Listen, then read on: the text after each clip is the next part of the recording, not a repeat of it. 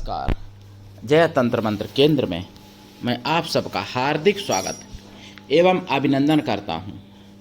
YouTube पर पहली बार कड़ो उत्पला देवी कामदेव की पत्नी जिनकी साधना आज मैं पहली बार लाया हूं यूट्यूब पर, जिसके लिए आपको हमारा वीडियो अंत तक देखना पड़ेगा। यदि आपने हमारा चैनल अभी तक सब्सक्राइब नहीं किया है तो तुरंत लाल वाली बटन दबाओ और घंटी बजा दो। कोई शुल्क एवं चार्ज नहीं कटेगा।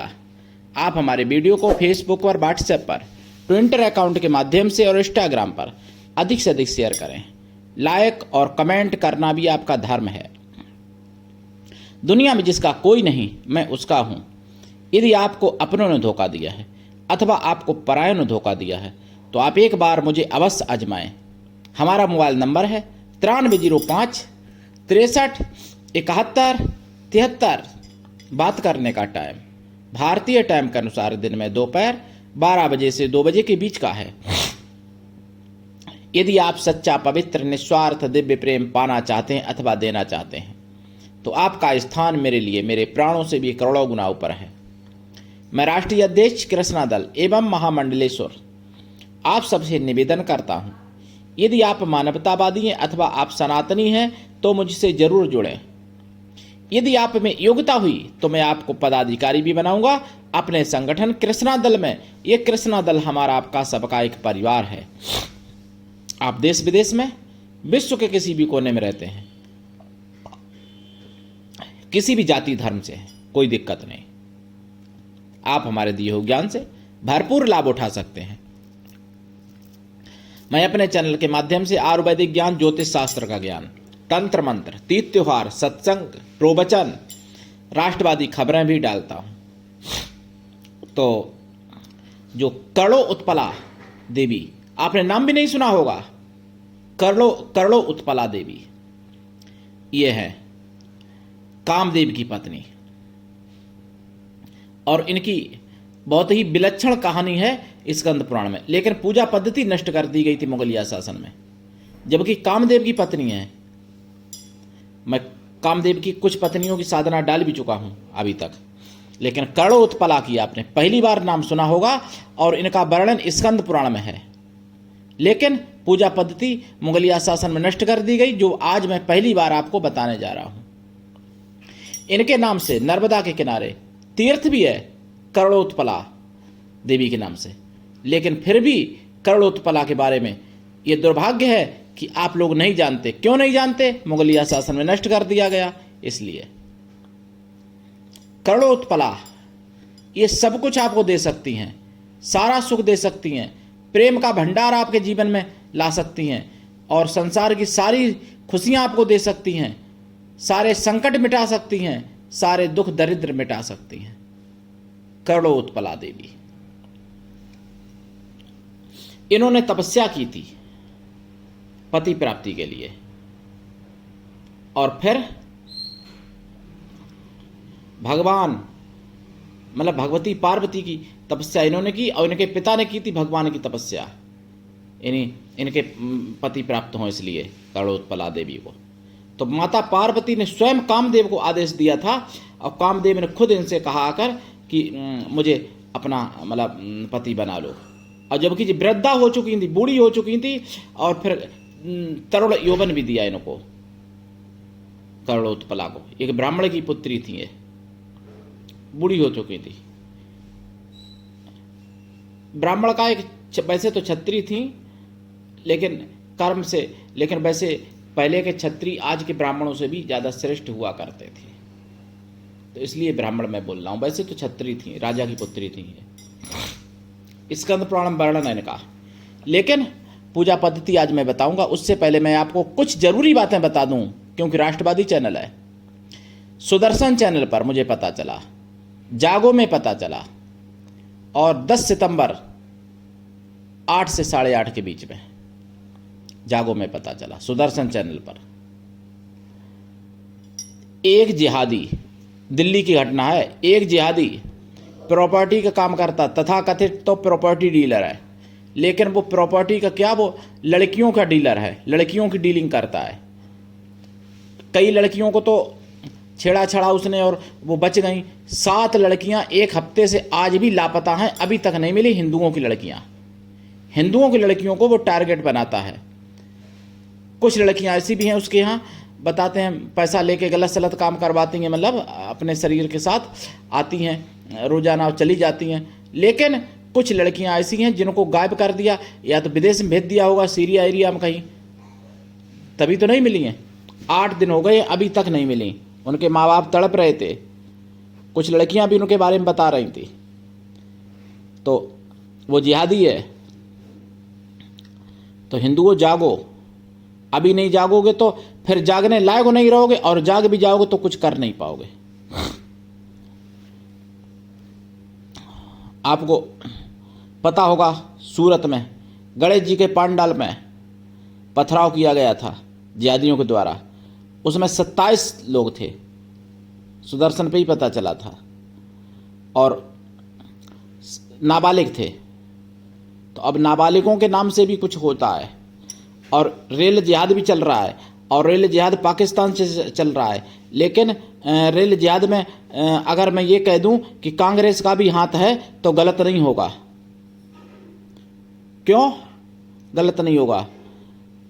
फिलिस्तीन के नाम पर कांग्रेसी बहुत बोलते हैं जब इजराइल फिलिस्तीन की बात होती है।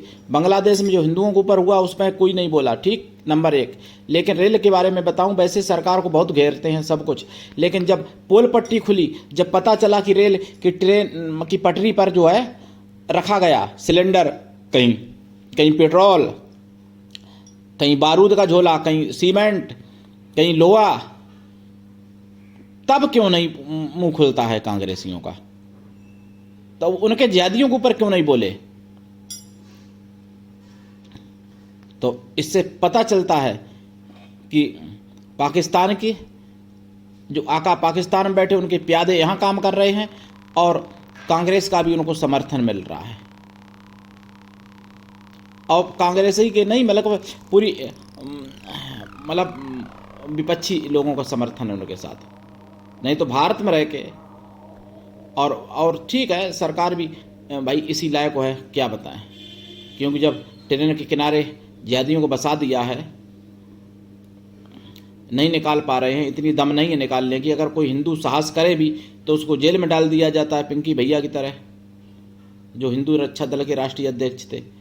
तो सरकार भी तो एक कहीं ना कहीं हिंदुओं के साथ यानी नाइंसाफी यानी अन्याय कर रही है। तथाकथित हिंदू सरकार है, क्या बताएं। रो भी नहीं सकते, कुछ कर भी नहीं सकते, क्योंकि हिंदूवादी सरकार है, कुछ कह भी नहीं सकते, और हिंदूवादी लोगों को जेल में डाल देती है। पिंकी भैया कोई छोटी मोटी नहीं, रक्षा दल के, हिंदू रक्षा दल के राष्ट्रीय अध्यक्ष हैं गाजियाबाद के, और उनको केवल इसी अपराध में जेल में डाला कि उन्होंने बांग्लादेश को भगाने का काम किया था, बांग्लादेशियों को भारत से, बस इतना सा काम किया था।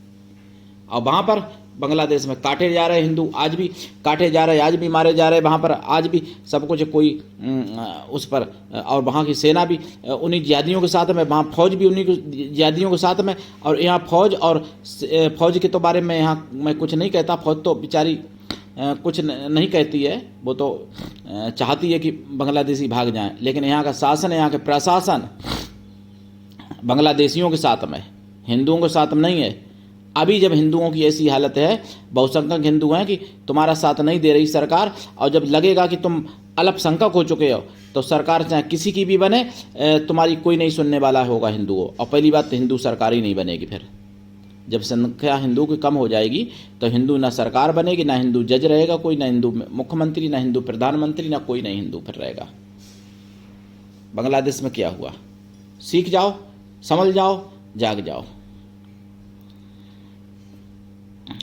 और भी जनमत में मैंने सुना है 10 सितंबर को सुदर्शन चैनल पर 9 से 9:30 के बीच में बहुत कुछ सुना, लेकिन मैं क्या बताऊं, क्या बताऊं, कितना बताऊं।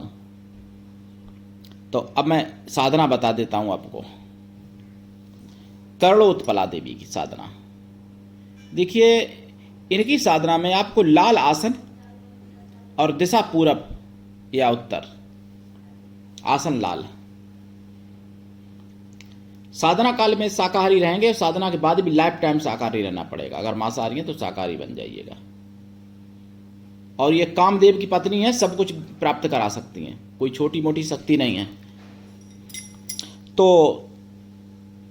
साधना काल में ब्रह्मचर्य व्रत, एक टाइम भोजन, भूमि शयन परम आवश्यक है। साधना रात्रिकालीन है, देसी गाय के घी का दीपक जलाएं, खोया की मिठाई का प्रसाद रखें साधना काल में। प्रसाद साधना के बाद खुद खा लिया करें, परिवार में भी बांट दिया करें, कोई दिक्कत नहीं। और इनकी साधना का जो मंत्र है, इनके मंत्र तो कई हैं, तो जाप कम से कम 100 लाख, और जाप का दशांश हवन, हवन का दशांश तर्पण, तर्पण का दशांश मार्जन करते, मार्जन का दशांश पवित्र ब्राह्मण पतिव्रता स्वास्थ्य स्त्रियों को भोजन करा दें, या फिर पवित्र ब्राह्मण कन्याओं को भोजन करा दें। कन्या या स्त्रियां किसी भी जाति वर्ग की हो सकती हैं भोजन कराने के लिए, लेकिन वो मन से तन से पवित्र हों और शुद्ध शाकाहारी हों। इस साधना में कामदेव का पूजन होगा और भगवान शिव पार्वती का भी पूजन होगा और कामदेव का भी पूजन होगा। तब करणोत्पला देवी का पूजन होगा, करणोत्पला देवी।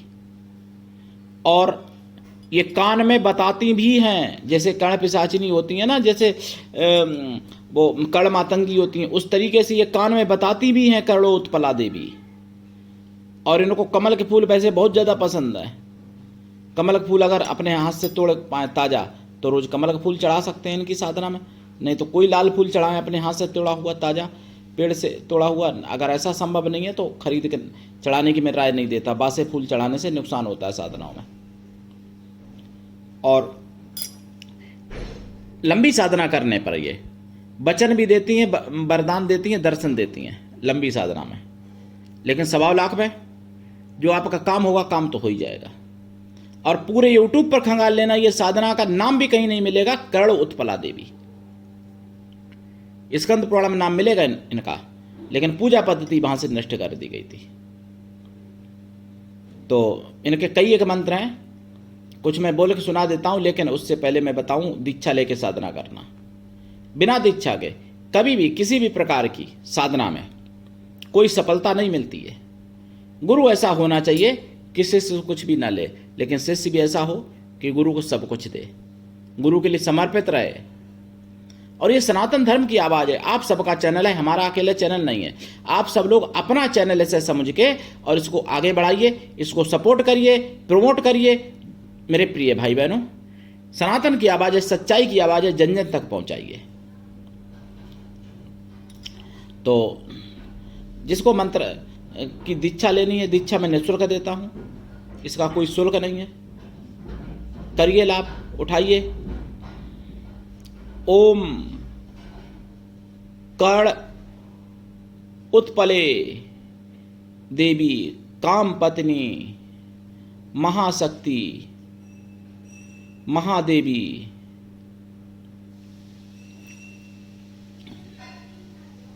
नारायणी नमो अस्तुते।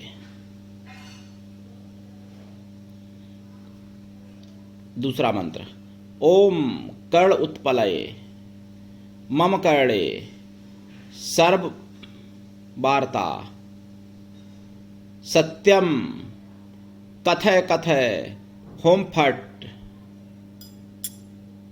तीसरा, ओम क्लिंग नहीं, ओम ह्रीं क्लिंग कर्ण उत्पले देवी आगच्छ होम फट। और भी बहुत मंत्र हैं, तो आप दीक्षा लेके साधना करें और लाभ उठाएं। आज के लिए इतना ही, धन्यवाद। जय श्री राम, जय सनातन, जय हिंदू राष्ट्र, वंदे मातरम, जय कामदेव भगवान की, जय कर्ण उत्पला देवी की।